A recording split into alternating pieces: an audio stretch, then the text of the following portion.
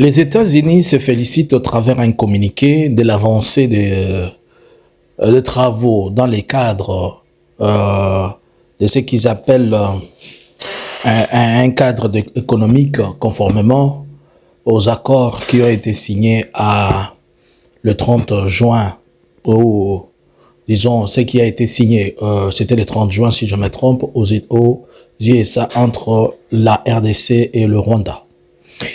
L'Ouganda annonce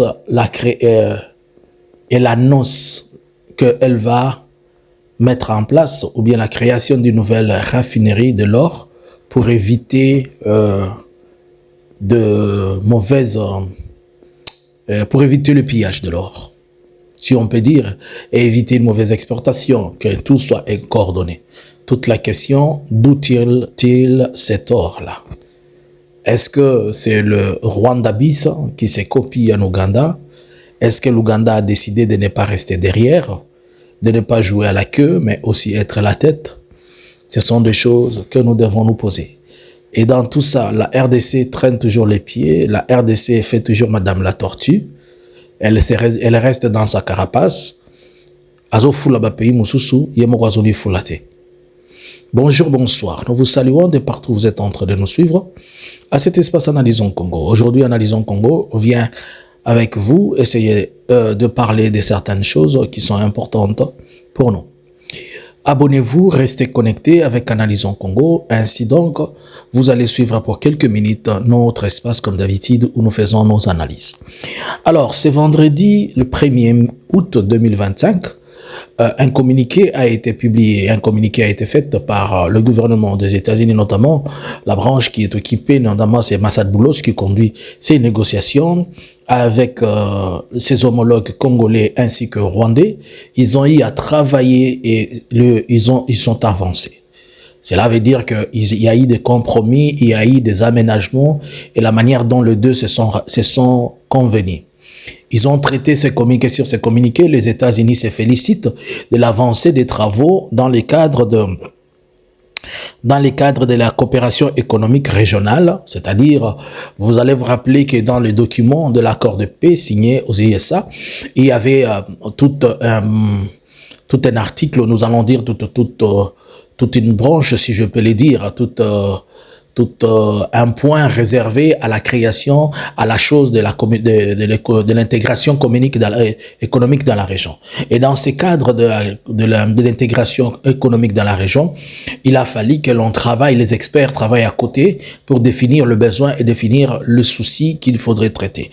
Et ici, les deux partenaires, c'est-à-dire les deux pays, la RDC et le Rwanda, ont convenu de travailler conjointement sur ces questions économiques dont ils sont arrivés à la conclusion.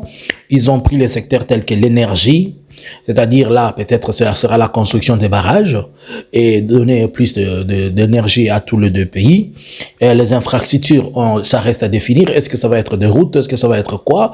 Il faudrait que l'on tombe sur le fameux document qui nous explique davantage. Les mines, là nous savons la question des mines telle qu'elle est demandée, telle qu'elle est dite.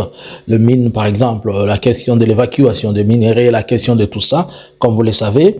La gestion des parcs, là est-ce que nous allons dire que c'est la gestion des parcs Virunga, puisque c'est le parc Virunga dont il est pas en gestation, mais il s'entrepénètre avec le Rwanda. La gestion des parcs, la question du tourisme, puisque le Rwanda a développé le tourisme et il faudrait en parler. Il faudrait qu'ils mettent un point là-dessus. La santé publique, là je me pose une question. Est-ce que nous allons avoir affaire à la construction des hôpitaux au Congo par la main-d'œuvre rwandaise ou bien par l'expertise rwandaise ou bien ça sera vice-versa? On reste à vérifier. Et l'amélioration surtout des conditions de la population congolaise à ces points-là. Alors, plusieurs de ces choses que vous comprenez ici.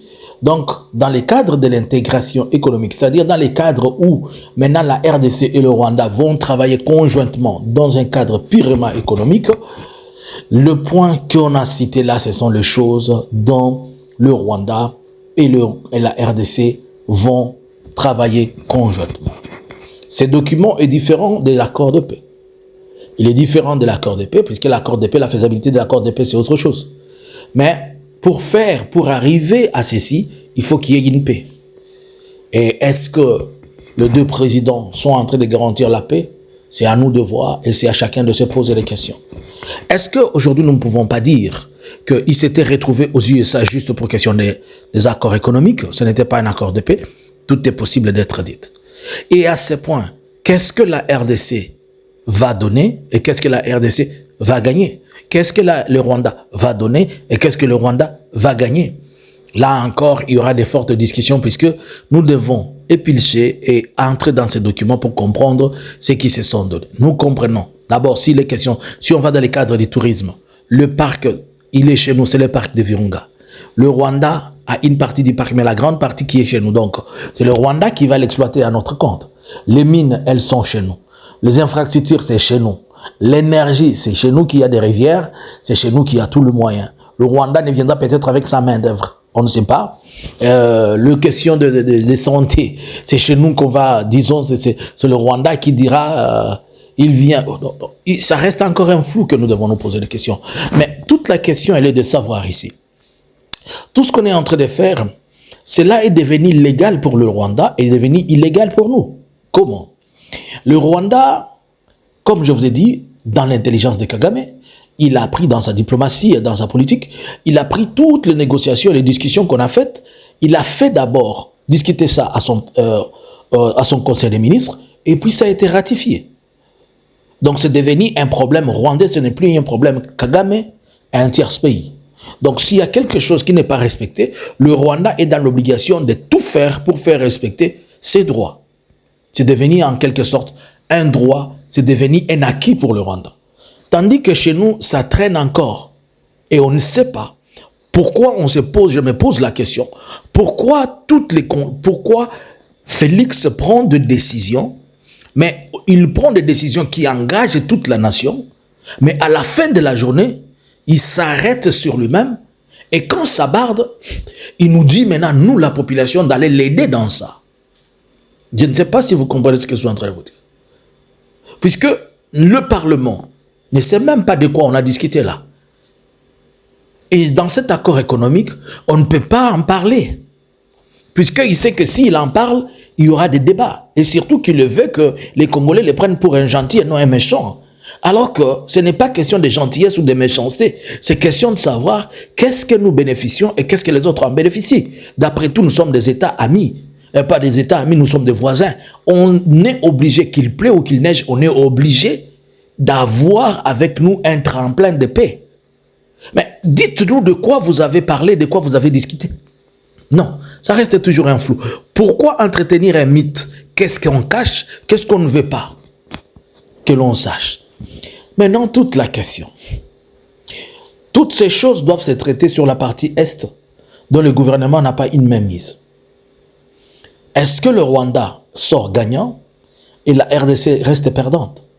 Puisque Kinshasa ne peut pas imposer cela au M23 tant qu'il n'a pas encore récupéré et tant que l'autorité de l'État n'est pas rétablie et restaurée. Et cette autorité de l'État, elle continue à planer. Et si la situation, je vais vous rappeler qu'à l'époque du RCD, les négociations avaient duré 5 ans. Et si cette situation va encore 5 ans, donc Félix sera toujours au pouvoir, on doit attendre 5 ans que ça se trouve solution. Le Rwanda ne serait-il pas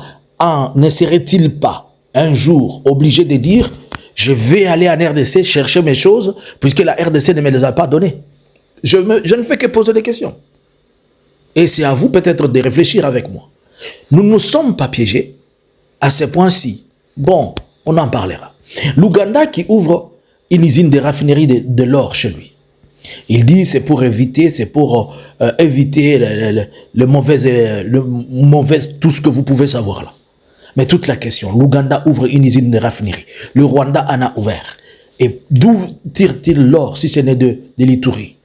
Alors cet or-là, c'est l'or congolaise qui devient raffiné en Ouganda, comme ça a été au Rwanda, et que la RDC nous présente l'Ouganda comme étant un partenaire, alors que c'est un partenaire d'affaires. Vous comprenez alors pourquoi on ne dérange pas l'Ouganda et pourquoi l'Ouganda fait profil bas. Et si on les dérange, Et vous comprenez pourquoi l'Ouganda prend chaque fois des décisions d'envahir certains territoires. Vous comprenez la cause même maintenant de l'insécurité de l'Ituri. On en revient. Qu'est-ce que vous pensez? Bonjour, bonsoir. Et vous dites quoi? Salut. Ne manquez pas à notre live de ce soir à 20 h sur Analysons Congo. Bonsoir.